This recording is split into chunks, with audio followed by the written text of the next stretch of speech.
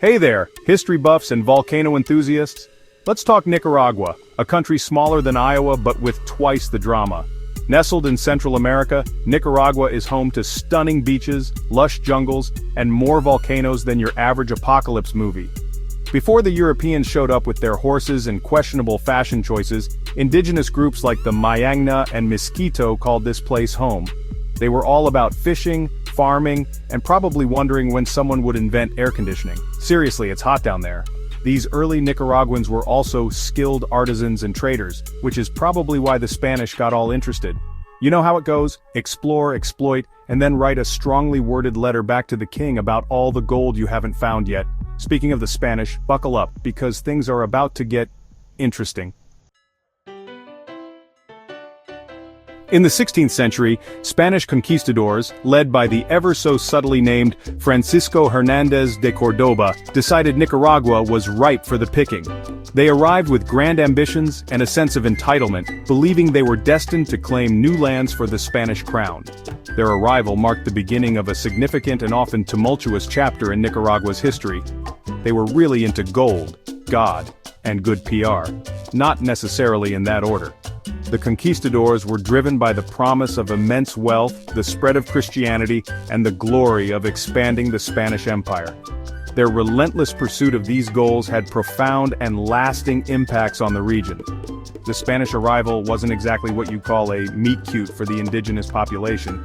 The encounter was marked by violence, exploitation, and a clash of cultures. The indigenous people faced immense challenges as they tried to navigate the new reality imposed by their conquerors. It involved a lot of forced labor, disease, and attempts to explain to your new overlords that, no, there isn't a giant gold statue buried under your cornfield. The Spanish imposed harsh labor systems, leading to widespread suffering and a dramatic decline in the indigenous population due to overwork and introduced diseases. Despite the rough start, the Spanish did manage to leave their mark on Nicaragua. Their influence is still visible today in the country's architecture, language, and cultural practices. The colonial buildings and city layouts reflect the Spanish vision of urban planning and aesthetics. They introduced Catholicism, Spanish architecture, and, most importantly, the concept of siesta. The spread of Catholicism reshaped the spiritual landscape of Nicaragua, while Spanish architectural styles became integral to the country's identity. And let's not forget the siesta, a tradition that brought a new rhythm to daily life. Seriously, have you ever tried napping in a hammock? Life-changing. The siesta culture, with its emphasis on rest and relaxation, became a cherished part of Nicaraguan life, offering a respite from the midday heat and a moment of tranquility. But the good times, for the Spanish anyway, couldn't last forever. The empire began to wane, and the colonies grew restless. The seeds of discontent were sown, leading to increasing unrest, and a desire for independence among the Nicaraguan people.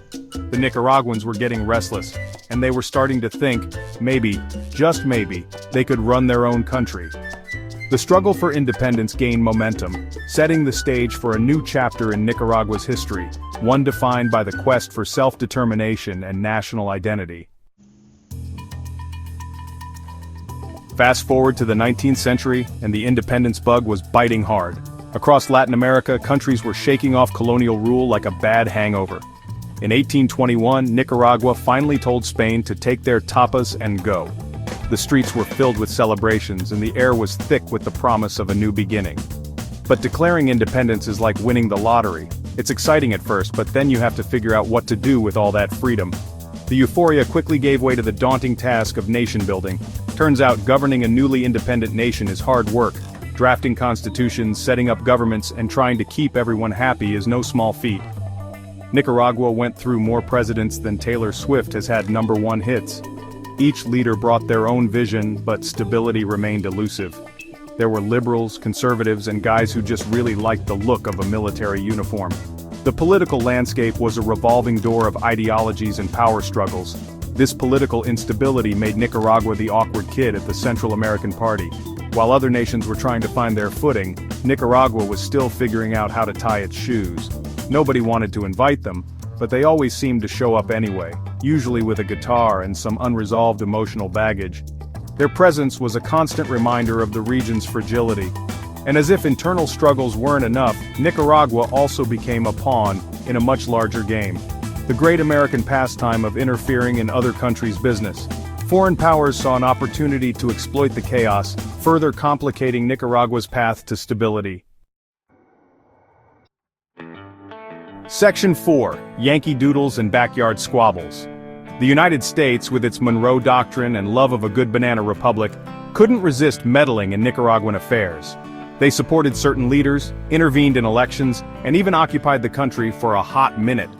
It was like that neighbor who keeps borrowing your tools and then tells you how to mow your lawn. Not cool, America, not cool.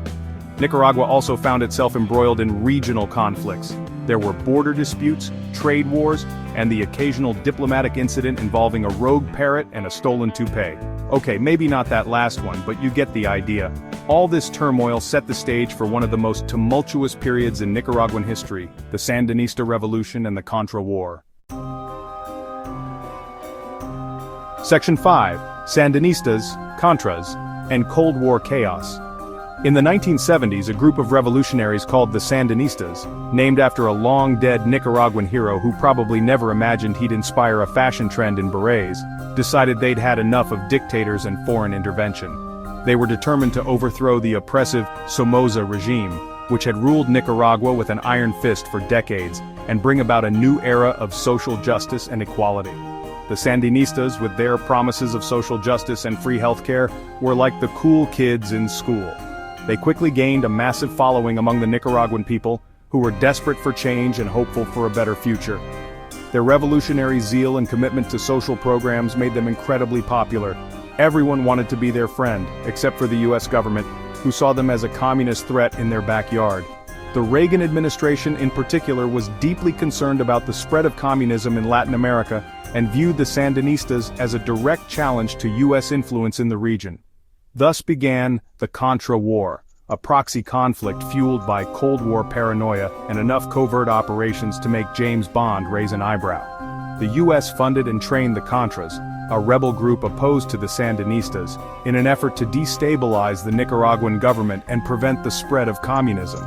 It was a messy, complicated affair that left Nicaragua physically and emotionally scarred. The conflict resulted in thousands of deaths, widespread destruction, and a deeply divided society. The impact of the war was felt by every Nicaraguan, leaving a lasting legacy of pain and suffering. But even the most intense wars eventually end, except for the one on Christmas music, which seems eternal. After years of fighting, both sides were exhausted and ready for peace. The international community also played a crucial role in mediating the conflict and pushing for a resolution. In the late 1980s, peace talks began, and Nicaragua started the long process of rebuilding. The country faced enormous challenges in the aftermath of the war, but the resilience and determination of the Nicaraguan people shone through as they worked to heal their nation and build a brighter future.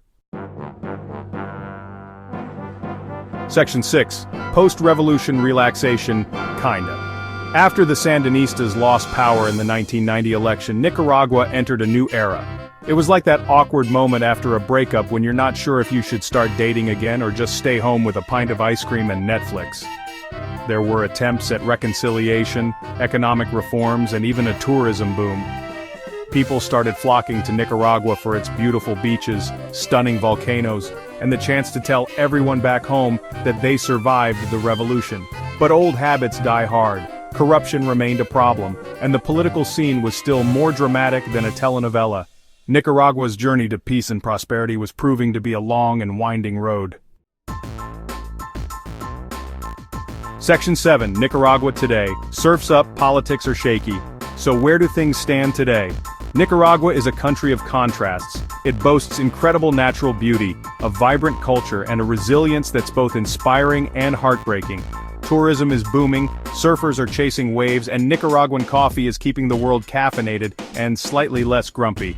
But political tensions simmer beneath the surface, and the future remains uncertain. Nicaragua's story is a reminder that history is not just something you read in textbooks. It's alive, it's messy, and it's still being written today.